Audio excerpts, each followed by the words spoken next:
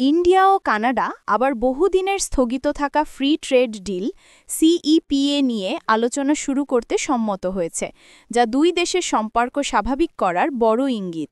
এই সিদ্ধান্তটি দক্ষিণ আফ্রিকার জোহানেসবার্গে অনুষ্ঠিত জি-20 শীর্ষ সম্মেলনের সাইডলাইনে ভারতের প্রধানমন্ত্রী নরেন্দ্র মোদী ও কানাডার প্রধানমন্ত্রী মার্ক কার্নির বৈঠকে নেওয়া হয়। দুই দেশ 2030 সালের মধ্যে দ্বিপাক্ষিক বাণিজ্য প্রায় দ্বিগুণ করে 50 বিলিয়ন মার্কিন ডলারে তুলের লক্ষ্য ঠিক করেছে।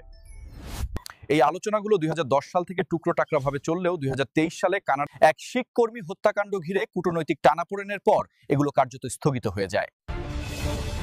সেই সময় দুই দেশ কূটনৈতিক বহিষ্কার সহ নানা কঠোর পদক্ষেপ নেয়, যার প্রভাব পড়ে বাণিজ্য ও রাজনৈতিক সম্পর্কে।